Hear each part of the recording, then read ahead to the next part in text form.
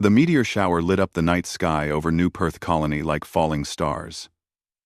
Captain Sarah Chen stood at the observation deck, watching the streaks of light descend toward the planet's surface. She had seen dozens of meteor showers in her 15 years serving on frontier worlds. But something about this one felt different. "Captain, we're picking up unusual readings from the impact sites," Lieutenant Park reported from his station. "The debris patterns don't match natural meteor composition." Sarah moved to his console and studied the data scrolling across the screen. The lieutenant was right. These objects had too much organic material to be simple space rocks. Her hand moved instinctively to the comm unit on her belt. "Send security teams to the nearest impact sites. Full protective gear. We don't know what we're dealing with." 3 hours later, Sarah walked through the southern perimeter, where the largest fragment had crashed. The security team had established a containment zone around a shallow crater. Inside the crater, moving among the twisted metal debris, were creatures unlike anything in the colony's database. They were about the size of earthhouse cats, but their bodies were covered in sleek, dark scales that shifted colors in the moonlight. Each creature had 6 legs ending in retractable claws that gleamed like polished knives. Their heads were triangular with large, luminescent eyes that seemed to capture and reflect every bit of available light. Small spots along their backs pulsed with a soft blue glow. "Stay back, Captain," the security chief warned. "We tried to approach earlier." One of them extended its claws and hissed. "The sound analyzer says the frequency could disrupt human neural patterns." Sarah watched as one of the creatures tilted its head, studying the humans with clear intelligence. It made a soft, chirping sound, different from the hostile hiss the security chief described. The creature took a careful step forward, then another. "It's curious," Sarah said quietly. "Look at the body language." "That's not aggression." The creature sat down at the edge of the crater, about 10 meters from the containment line. It chirped again, and the sound was almost questioning. Sarah had spent years studying xenobiology as part of her command training. Every instinct told her this creature was trying to communicate. Against the security chief's protests, Sarah stepped forward. She kept her movements slow and non-threatening. The creature watched her approach, but didn't retreat or show signs of fear. When Sarah was 5 meters away, she crouched down to make herself smaller and less intimidating. "Hello there," she said softly. The creature's luminescent spots pulsed faster. It stood and walked toward her with a rolling gait that reminded Sarah of Earth's big cats. When it was within arm's reach, it stopped and chirped again. Then it did something unexpected. It rubbed its head against Sarah's extended hand. The scales felt warm and surprisingly smooth. Sarah could feel a faint vibration, like purring. The creature's eyes closed partially, in what looked like contentment. "Well, that's not what I expected," Sarah murmured. Within the hour, 17 more creatures had been found at various impact sites around the colony. Each one showed the same curious, almost friendly behavior toward humans. The colonists who encountered them reported the same experience: initial caution followed by what could only be described as affectionate interaction. Sarah brought one of the creatures, the first one she'd met, back to the research station. Dr. James Park, the colony's chief scientist, set up a temporary habitat in one of the observation rooms. The creature explored its new environment with obvious interest, investigating every corner and object. "Look at this," Dr. Park said, pointing at his scanner readings. "The creature has biological weapons built into its body. Acidic saliva, those neural disruptor frequencies we detected, claws that can cut through reinforced steel. This thing is designed to kill. But it's not trying to," Sarah observed. The creature was now attempting to climb onto her lap, its spots pulsing in a pattern that seemed almost excited. "No, it's definitely not trying to," the doctor agreed. "In fact, I'd say it's doing the opposite. These behaviors, the head rubbing, the vocalizations, the way it follows you around, they're all social bonding behaviors."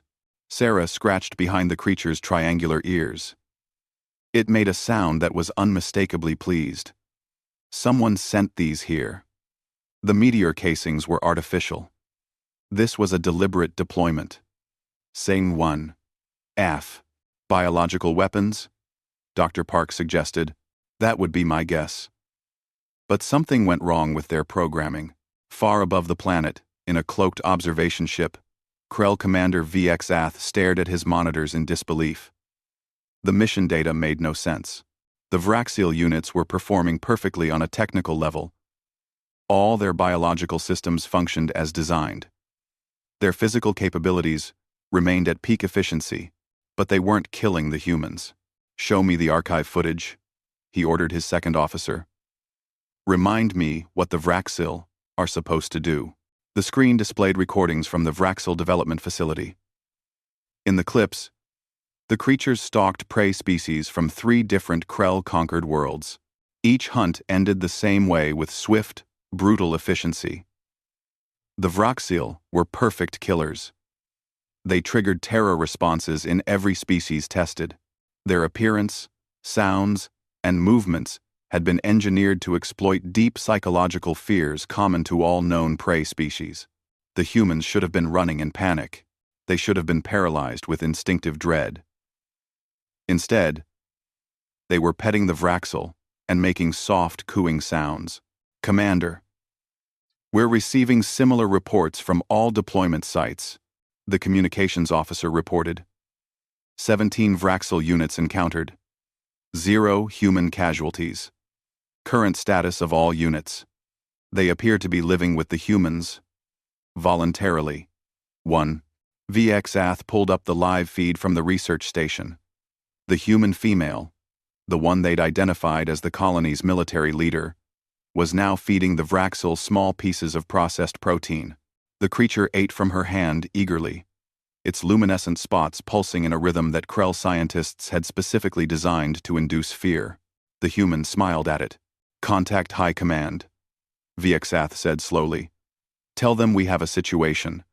The Vraxil units are not malfunctioning. They're just not working as intended. Back on New Perth, Sarah carried the creature to her quarters for the night. Dr. Park had cleared it as safe, and Sarah found she enjoyed its company. The creature immediately claimed the pillow next to hers, circling twice before settling down. Its spots dimmed to a soft glow, like a nightlight. You need a name, Sarah said, studying the pattern of spots on its back. One cluster looked almost like buttons on a shirt. How about Buttons? The creature, now called Buttons, made a sleepy, chirping sound that Sarah chose to interpret as agreement. As Sarah drifted off to sleep, Buttons moved closer, resting its warm body against her side. Above the planet, Commander VX Ath began composing the most difficult report of his military career. Somehow, impossibly, the Krell Empire's ultimate weapon had failed, not because of any technical flaw, but because the humans had simply refused to be afraid. Instead, they'd made friends. Dr. James Park had been studying the Vraxil for 3 weeks now. His laboratory had become something between a research facility and a daycare center. 18 Vraxil lived among the equipment, playing with each other and seeking attention from anyone who entered the room. This shouldn't be possible, he muttered, reviewing the genetic analysis for the 100th time. Everything about their design screams predator. Look at this neural structure, it's built to identify weak points in prey species.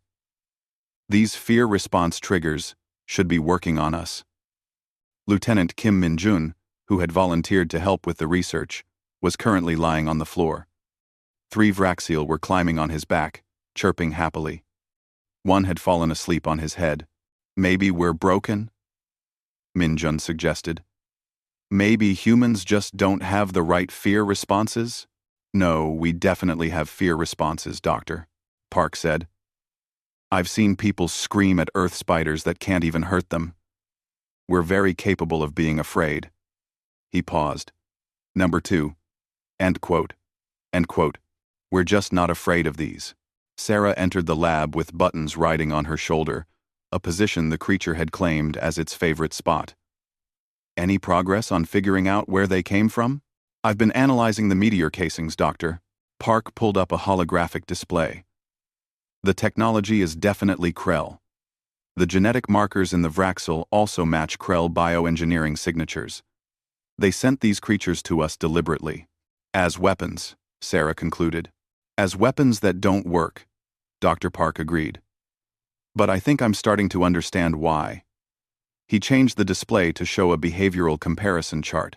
The Krell tested the Vraxel on 3 species before deploying them.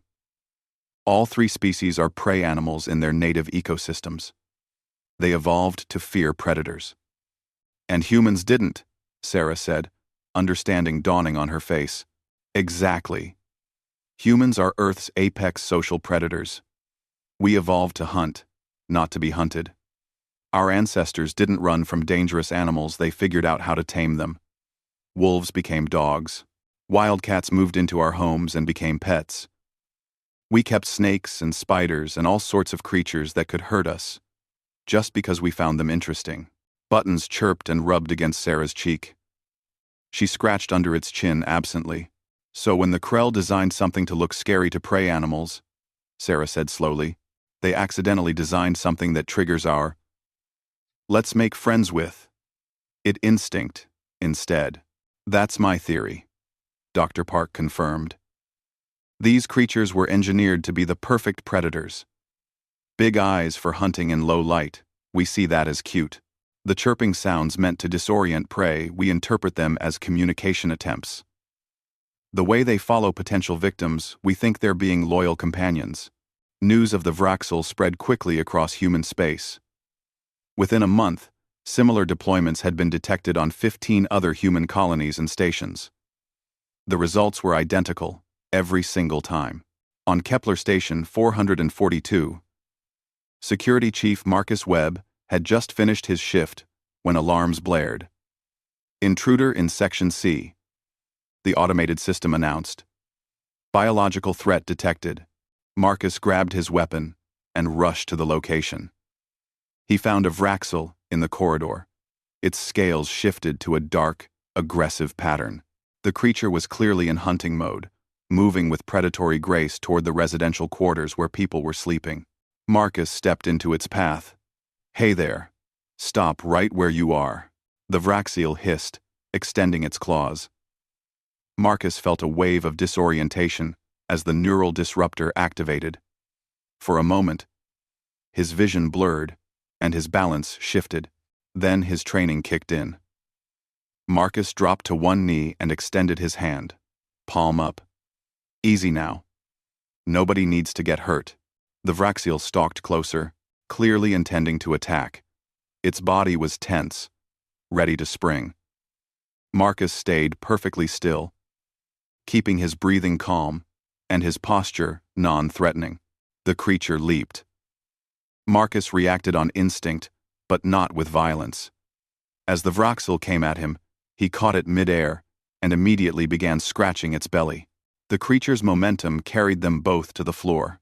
For a moment, the Vraxel thrashed, confused. Then, something changed. The aggressive scale pattern faded.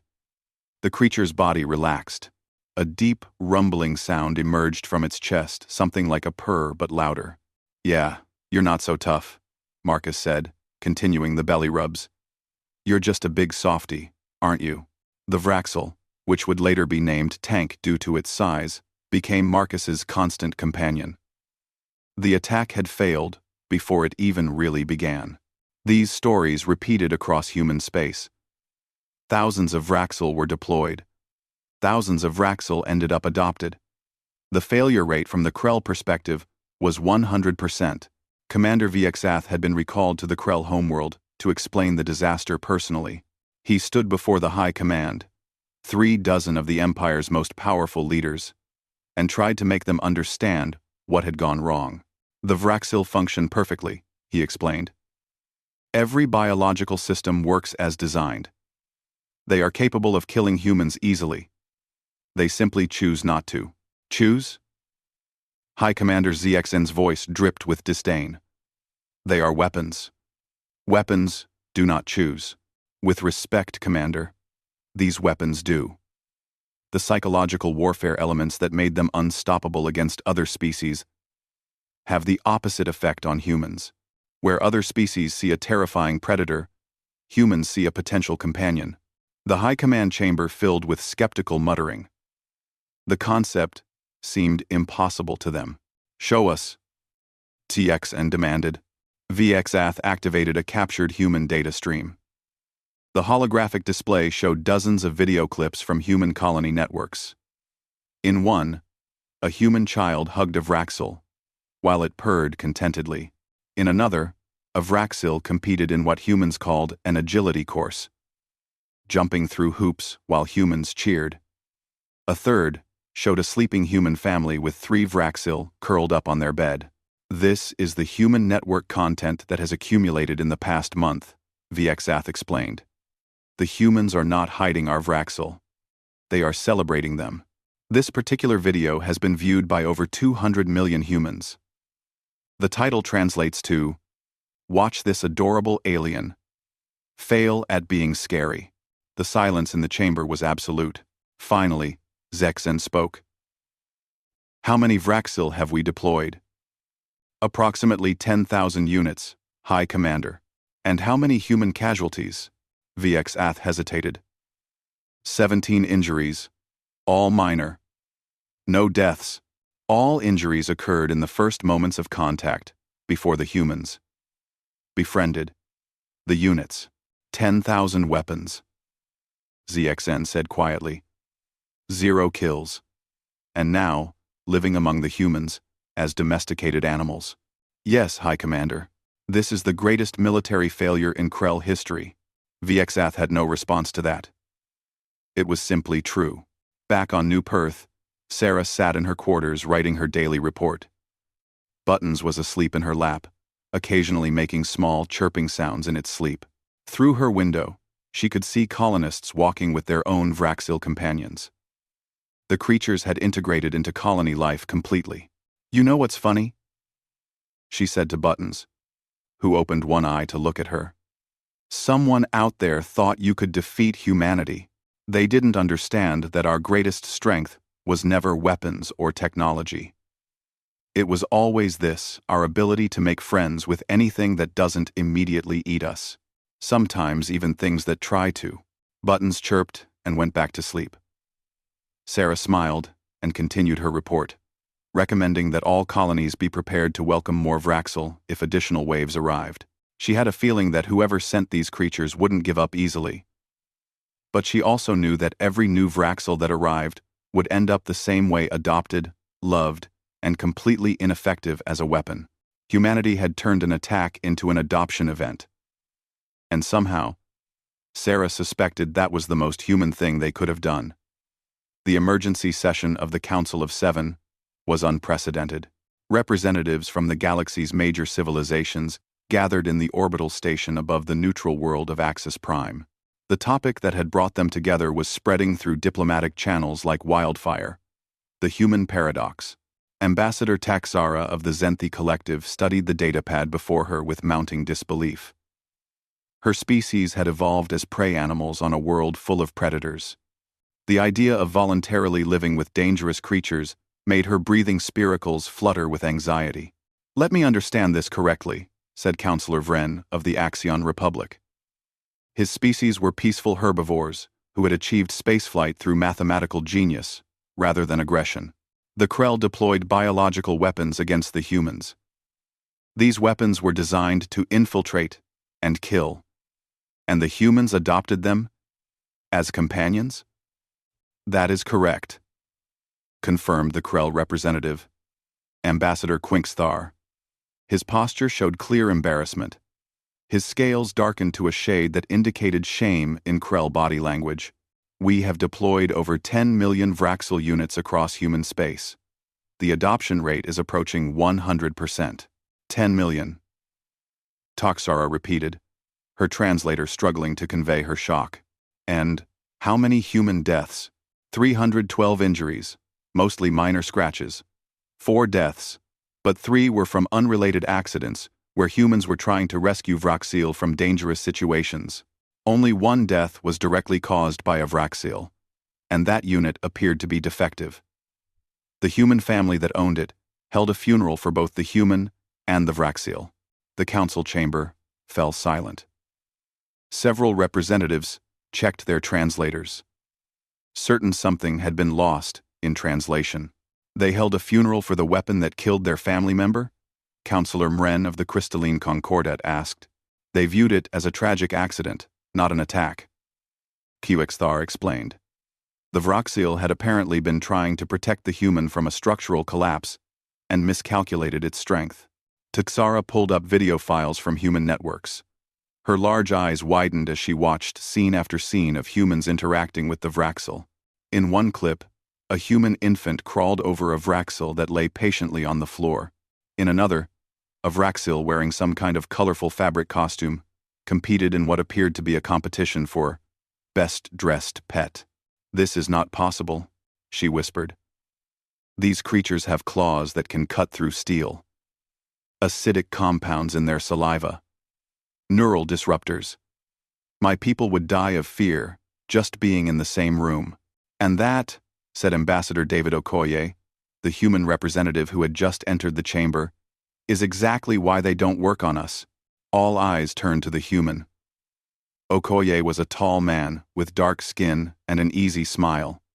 He carried a data pad and, to everyone's shock, a Vraxil rode on his shoulder. The creature's luminescent spots pulsed with contentment. Apologies for being late, Okoye said, taking his seat. The Vraxil hopped down to his lap, circling twice before settling. This is Ambassador. By the way, that's actually his name. He insisted on coming to meet you all.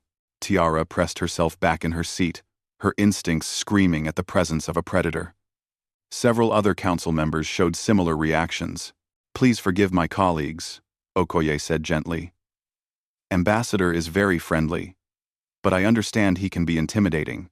That's actually what I'm here to explain. He activated his datapad, and a holographic display appeared above the council table. This is Earth, my homeworld. Okoye began. The display showed a blue and green planet. 15,000 years ago, my ancestors were hunter-gatherers living in small groups. They were not the biggest animals on the planet. Not the fastest. Not the strongest. But they had two advantages. They could work together, and they could make friends with other species. The display changed to show ancient humans sitting around a fire. Wolves lurked at the edge of the firelight. Those are wolves, Okoye explained. Apex predators. They could easily kill a human. But our ancestors didn't run from them. Instead, they shared food. Over thousands of years, wolves became dogs, humanity's first friend and ally. The display showed the evolution of wolves to domestic dogs, then shifted to show other animals. Cats hunted the rodents that ate our stored grain, so we welcomed them into our homes. Horses were strong and fast, so we partnered with them for transportation. We domesticated cattle, goats, chickens, and dozens of other species. But we also kept dangerous animals simply because we found them interesting. Snakes that could poison us. Spiders that could bite. Large cats that could tear us apart. Birds of prey with razor talons. Tiara watched the images with horror and fascination. Okoye smiled. Because we see potential instead of threat. When we look at something dangerous, our first thought isn't, run away. It's, I wonder if we could be friends. That's what makes us human. It's not fearlessness we can be afraid. It's the choice to reach out anyway and see what happens. He scratched behind Ambassador's triangular ears. The Vraxil purred audibly, a sound that made several council members flinch. The Krell designed the Vraxil based on what frightens prey species. Okoye continued. Large eyes, sharp claws, hunting behaviors. But humans aren't prey. We're predators who decided thousands of years ago that cooperation was better than competition. When we see those big eyes, we think they're cute. When we hear the chirping, we want to communicate back. When a Vraxil follows us, we interpret it as loyalty and friendship. Quixthar, The Krell ambassador made a gesture of acknowledgement. We failed to understand your psychology. We assumed all species would react like prey. It's not just psychology, Okoye said. It's culture and history. Every human child grows up with stories about befriending animals.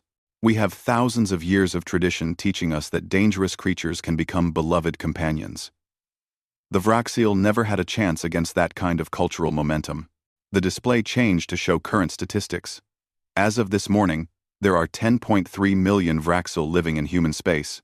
They've been integrated into families, security forces, research programs, and therapy programs. Some colonies have started breeding programs to ensure genetic diversity. We've established veterinary standards and training academies. The Vraxil aren't weapons anymore. They're members of our communities. And if the Krell deploy more? Counselor Vren asked. Okoye shrugged. Then, more families will have new pets. We're actually hoping for additional deployment. There are waiting lists on some colonies. People want Vraxil of their own. The council members exchanged glances. The concept was so foreign to most of them that they struggled to process it. What about the danger? Tixara asked quietly. Surely some Vraxil have attacked humans? Some have tried, yes, Okoye admitted. Usually, in the first moments of contact, when they're still following their programming. But we have animal behavioral specialists from Earth who understand how to work with aggressive animals. We've had centuries of experience rehabilitating everything from traumatized dogs to injured wild predators. The techniques work just as well on Vraxil. He pulled up another video. It showed a human woman sitting quietly next to a cage. Inside, a Vraxil paced with obvious agitation, its scales dark and its movements jerky. This is Dr. Lisa Zhang working with a Vraxil that attacked someone, Okoye narrated. Watch what she does. Number. In the video, Dr. Zhang simply sat and talked quietly. She didn't try to touch the creature or force interaction. She just maintained a calm presence.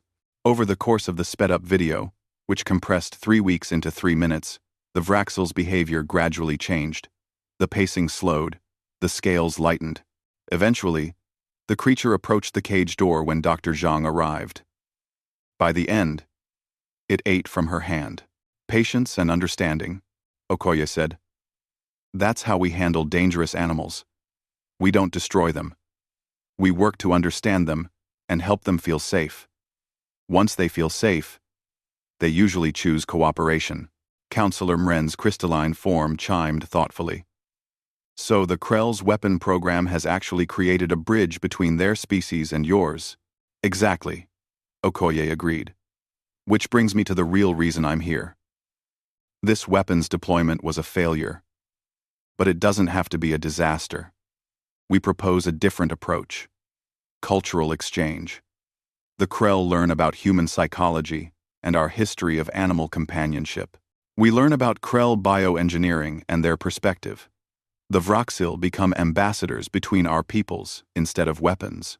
Kuxthar's scales flickered through several colors: surprise, consideration, cautious hope.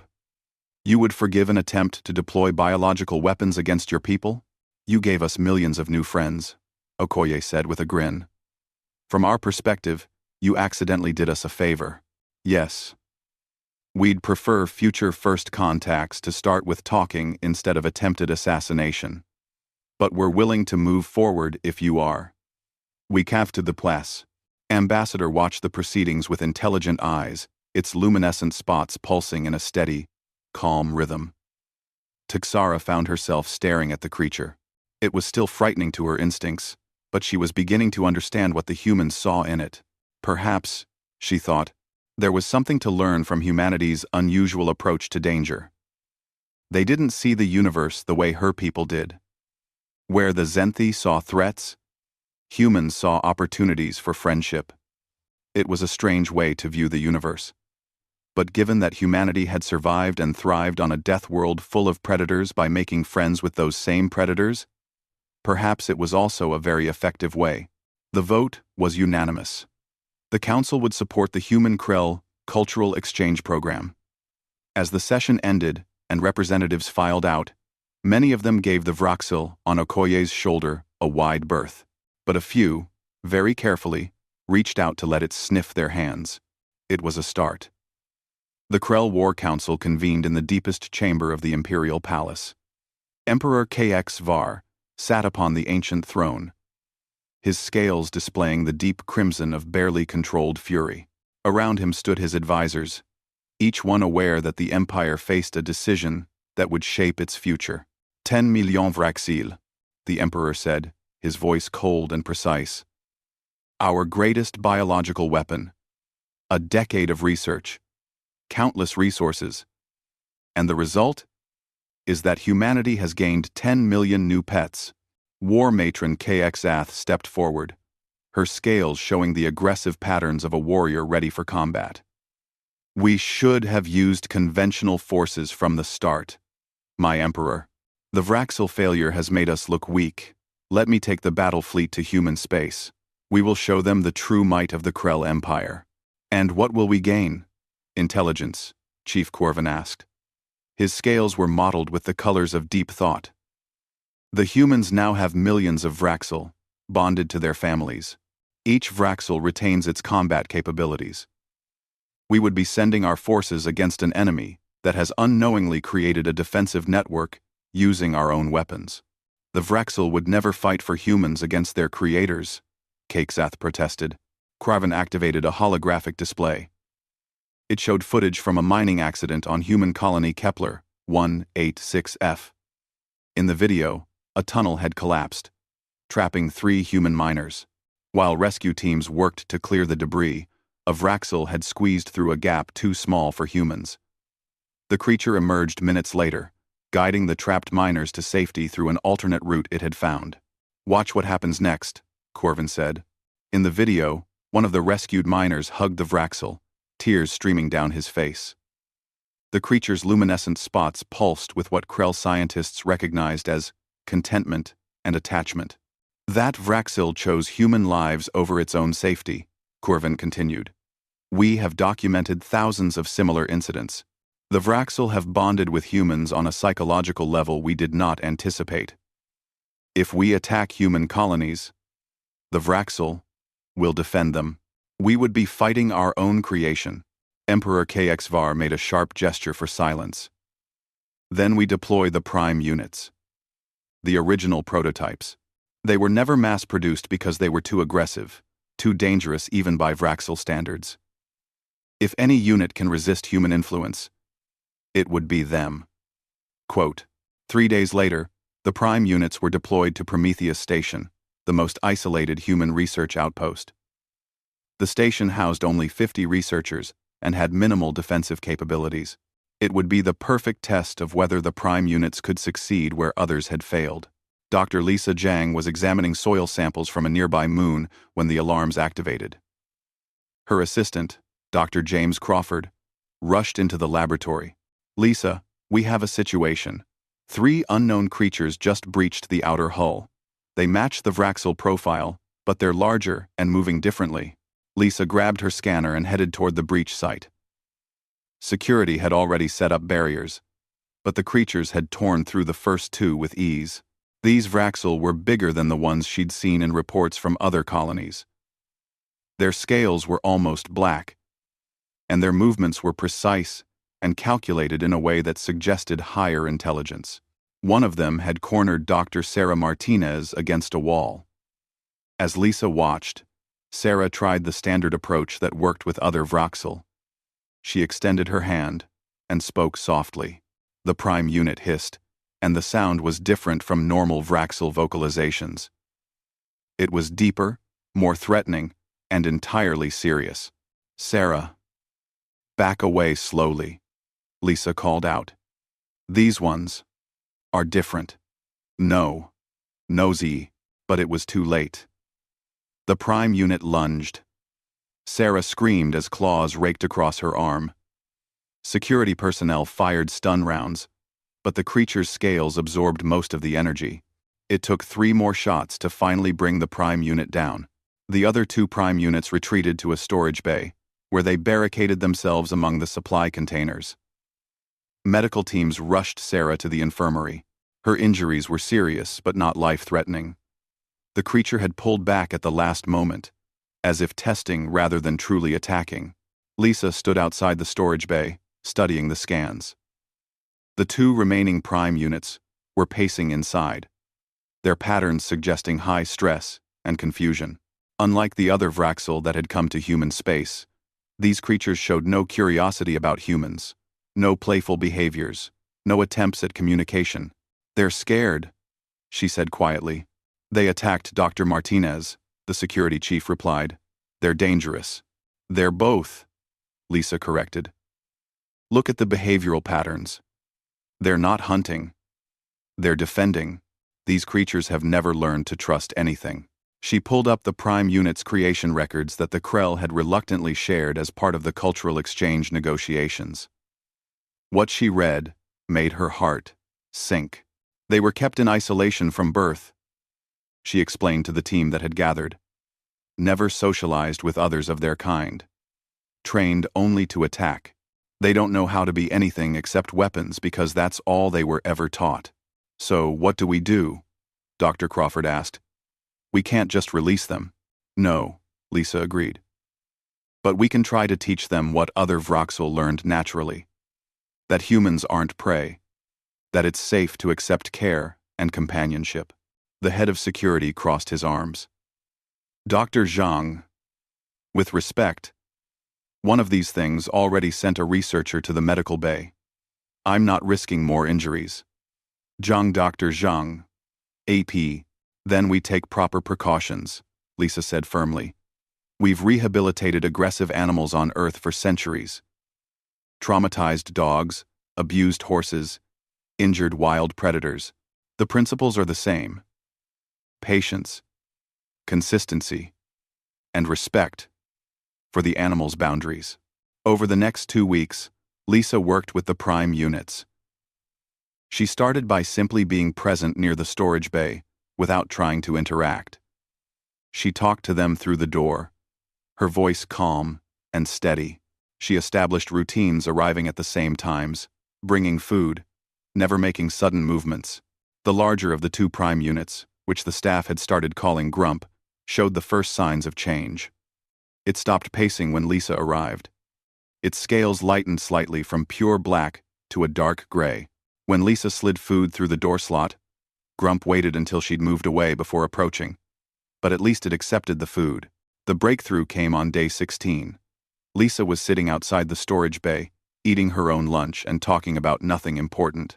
Just casual conversation. As if the prime units were colleagues she was chatting with during a break. "I grew up with dogs," she said between bites of her sandwich. "Had this one dog, Rex, who'd been abused before we adopted him. Took him almost a year to trust me enough to take food from my hand. But once he did, he was the most loyal friend I ever had."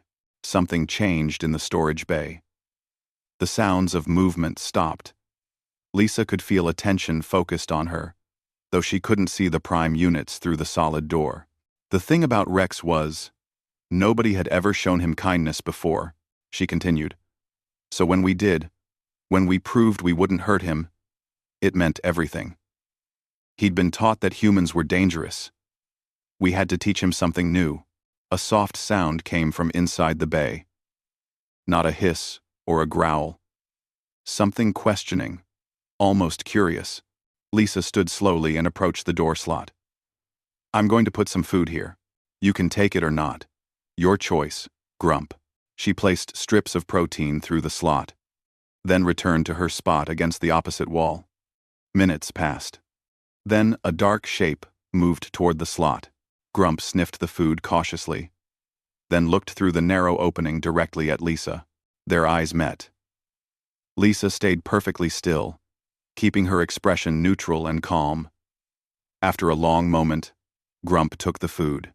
Then, in a gesture that made Lisa's heart leap, the creature made a soft, chirping sound. It was uncertain and rough, as if Grump was trying out a sound it had heard other Vraxel make, but had never practiced itself. "Good," Lisa said softly. "That's really good, Grump. High above the station, in the cloaked observation ship, Krell monitors recorded everything. Commander VX Ath, who had been assigned to witness this final test, watched the footage with a complex mixture of emotions flickering across his scales. The Prime unit is responding to her, his second officer observed. Even after being designed for aggression, even after isolation and combat training, it's still responding to the human approach. VX Ath nodded slowly. Send the data to the Emperor. Tell him that the Prime units are not malfunctioning. They are simply... He paused, searching for the right words, capable of learning new behaviors when given the opportunity. By week 4, both Prime units were accepting food from Lisa's hand. Grump had started making regular chirping sounds, and the smaller one, named Shadow by the staff, had even allowed Lisa to touch its head briefly through the slot. The day they opened the storage bay door was tense. Security personnel stood ready with weapons, though Lisa had insisted they remain at a distance. She entered the bay alone, moving slowly and deliberately.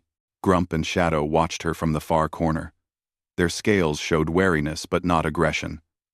Lisa sat down on the floor, making herself small and non-threatening. "Hey there," she said softly. "It's okay. Nobody's going to hurt you." Grump took a tentative step forward, then another. Shadow followed, moving in Grump's wake. They approached Lisa carefully. Stopping just out of reach, Lisa extended her hand, palm up, and waited. The moment stretched out. Then Grump pressed its head against her hand, just for a second, before retreating. It was the smallest gesture of trust, but it was everything. Lisa felt tears on her cheeks. "Yeah," she whispered. "You're okay now. You're safe." In the Imperial Palace, Emperor KXVAR watched the footage in silence. War Matron, KX Ath, stood beside him. Her aggressive scale patterns muted with uncertainty. "Even the Prime units," the Emperor said quietly. "Even our most dangerous weapons eventually succumbed to human persistence. My Emperor..." "No." KX. VAR interrupted. "We have deployed our best weapons. All of them failed. Not because of technical flaws, but because we fundamentally misunderstood our enemy. The humans do not defeat threats through superior force. They defeat them by turning enemies into allies." He deactivated the display and turned to face his war council. "Ambassador Okoye offered us a path forward. Cultural exchange. Learning from each other, using the Vraxial as bridges between our peoples, rather than weapons against them. You wish to accept?" Cakesath asked carefully. "I wish to avoid repeating our mistakes," the Emperor replied. "We attempted to destroy humanity, and instead gave them millions of new friends. Perhaps it is time we learned what they already know. That cooperation is more powerful than conquest." The decision was made. The Krell Empire would seek peace with humanity, using the very weapons that had failed to destroy them as the foundation for understanding between their species. 6 months had passed since the last Vraxil deployment. The diplomatic shuttle carrying Ambassador Sarah Chen approached the Krell homeworld. A massive planet with deep red oceans and crystalline cities that caught the light of twin suns. Sarah stood at the observation window, watching the planet grow larger. On her shoulder, buttons chirped softly, the creature's luminescent spots pulsing with excitement at seeing new sights. "First time bringing a Vraxil home, so to speak," Lieutenant Park said from the pilot's seat. He'd volunteered to fly the diplomatic mission, curious to see the world that had created the creatures now living throughout human space. "Buttons," insisted, Sarah replied with a smile. "Besides, the Krell specifically requested that we bring Vraxil representatives. They want to see what their creations have become." The shuttle docked at the primary diplomatic station orbiting the Krell homeworld. The welcoming committee was led by Emperor KXVAR himself, an honor that surprised the human delegation. Krell nobles stood in precise formation, their scales displaying formal colors of greeting and respect. The Emperor's scales shifted through complex patterns, when he saw Buttons. Sarah recognized surprise, curiosity, and something that might have been regret in the color changes. "Ambassador Chen," the Emperor said, his translator rendering the Krell language into smooth English. "Welcome to the Krell homeworld. I see you have brought one of our, I am uncertain what term to use now. Weapons seems incorrect. We call them companions," Sarah said, scratching behind Buttons' ears. "Or friends. Buttons here has been with me since the first deployment.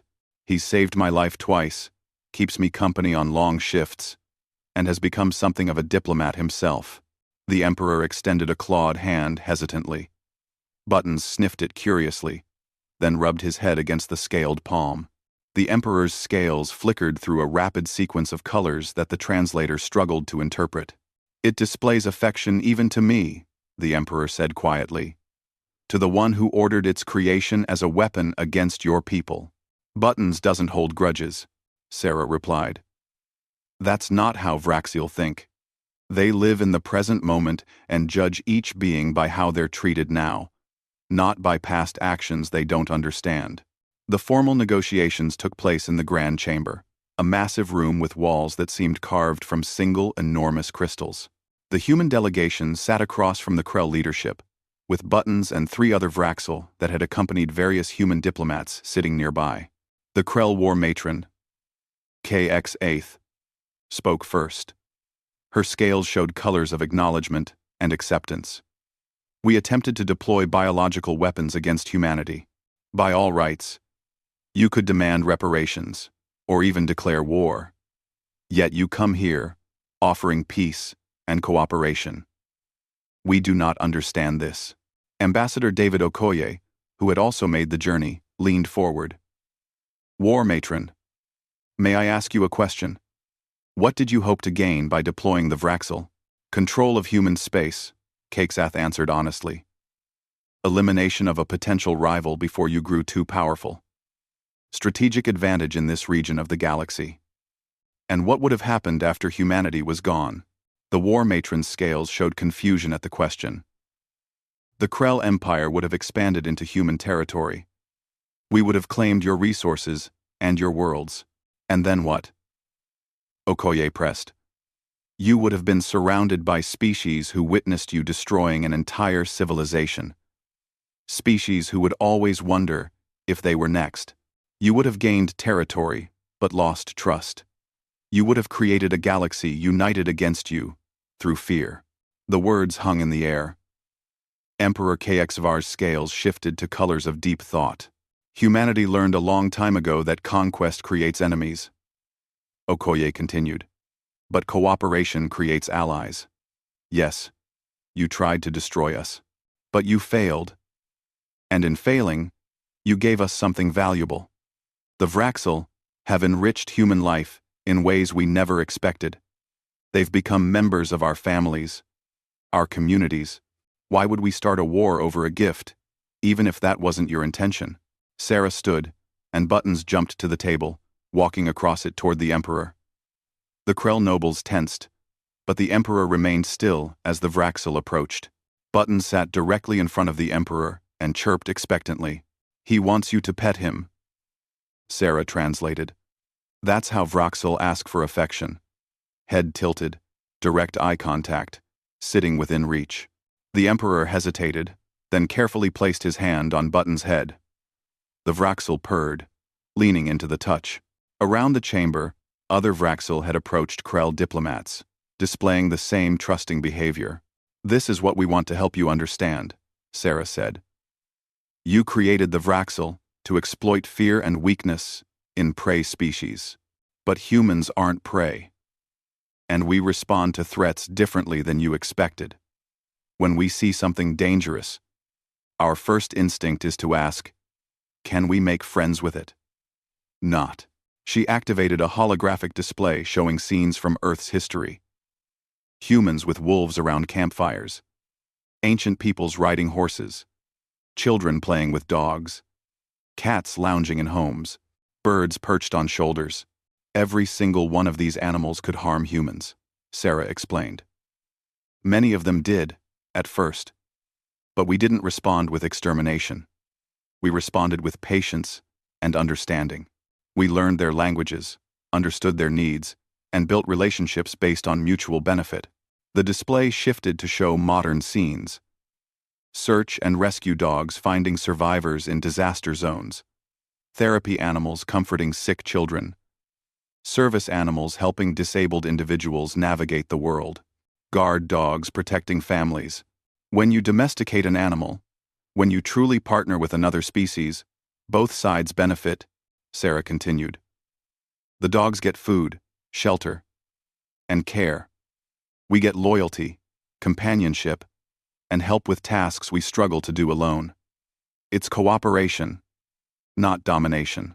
Another shift showed current footage of Vraxil living with humans. The creatures, participating in rescue operations, using their strength to move debris. Vraxil, in hospitals, providing comfort to patients. Vraxil working with security forces, their keen senses detecting dangers humans would miss. The Vraxil are doing all of this now, Sarah said. Not because we forced them, but because we treat them as partners. They want to help us because we care for them. That's the power of cooperation. Intelligence Chief Curvin spoke, his scales showing intense curiosity. But why? Why choose cooperation when you could dominate? Humans are clearly a powerful species. You have advanced technology and strong military forces. Why befriend instead of conquer? It was Sarah's turn to pause and think carefully about her answer. Because loneliness is worse than conflict, she finally said. Humans explored space, looking for others like us. We wanted friends out here among the stars, not subjects or conquered territories. When we meet a new species, our first question is, can we be friends? Not, can we beat them? She gestured to Buttons, still contentedly receiving attention from the Emperor. You tried to send us weapons, and we turned them into bridges. That's not weakness, War Matron. That's our greatest strength. We refuse to see the universe as full of enemies. We insist on finding friends instead, even when those friends were literally designed to kill us. The chamber was silent, except for the purring of the Vraxil. The Krell delegation exchanged glances, their scales flickering through colors of uncertainty, contemplation, and gradual understanding. Finally, Emperor KXVAR spoke. You said that Buttons saved your life twice, Ambassador Chen. Would you tell us about those incidents? Sarah nodded. The first time was during a structural failure in the colony's main power plant. I was trapped behind a collapsed bulkhead. Buttons squeezed through gaps too small for humans and guided rescue teams to my location.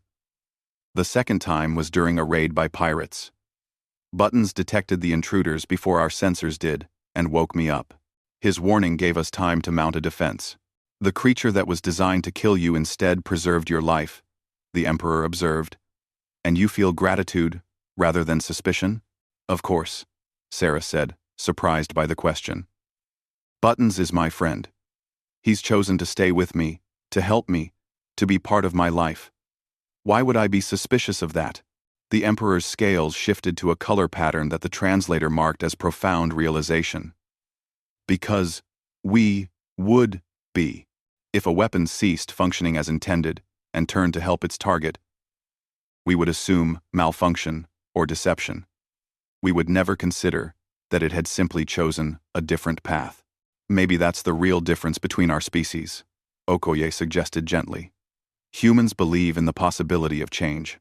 We believe that being created for one purpose doesn't mean you're locked into that purpose forever.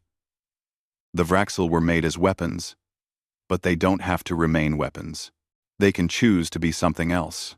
Choice, Corvin repeated slowly. You believe the Vraxil have choice? All intelligent beings have choice, Sarah confirmed. The Vraxil chose to accept our friendship. They choose every day to stay with their human families. We don't imprison them or force them to remain. Any Vraxil could leave if they wanted to. They stay because they want to. As if to prove the point, One of the Vraxil that had arrived with a human security officer stood and walked across the chamber. It approached a Krell noble who had been watching from the side of the room. The noble froze as the creature sat before him and chirped questioningly. "It wants to meet you," the security officer called out. "It's safe, I promise." The Krell noble slowly extended his hand. The Vraxil sniffed it, then pressed its head against the scaled palm. The noble's scales erupted in colors of shock and wonder. "It's warm," he said, his voice filled with awe. "And it trusts me. I can feel it." Other Krell in the chamber began to approach the Vraxil cautiously. What followed was something unprecedented in galactic history. Members of a species that had tried to weaponize these creatures against humanity now experienced what humans had known for months: the simple joy of connecting with another intelligent species without fear or domination. Emperor HFY watched his people interact with the Vraxil, his scales displaying colors of deep emotion. "We spent years creating the perfect biological weapon. We tested and refined and engineered, and we succeeded. The Vraxil are perfect killers. But in our focus on making them deadly, we missed something crucial." "What's that?" Sarah asked. "We made them alive," the Emperor said quietly. "Truly alive, with the capacity to form bonds and make choices. We gave them intelligence without understanding that intelligence includes the ability to choose peace over violence. We created life and expected it to remain merely a weapon." He looked at Buttons, still sitting on the negotiation table. "This Vraxil has chosen you as its companion. You have honored that choice by treating it with kindness and respect. In doing so, you have taught us something we did not know we needed to learn." "And what's that?" Okoye asked. "That power without compassion is meaningless. That the strongest bonds are chosen, not forced. That life, once created, will always seek connection over isolation." The Emperor's scales shifted to formal colors of diplomatic significance. "The Krell Empire wishes to propose a treaty. Not just a peace agreement, but a true partnership. You have shown us a better way to exist in this galaxy. We wish to learn from you." Non. The negotiations continued for 3 more days, but the real work was already done. The Human-Krell Cultural Exchange Treaty was signed by all parties, establishing embassies on both human and Krell worlds. The Vraxil would serve as living ambassadors, with populations maintained in both civilizations. Krell scientists would work with human biologists to ensure the creature's health and well-being. Human psychologists would share their knowledge of interspecies bonding. The cultures would learn from each other, building understanding where there had been conflict.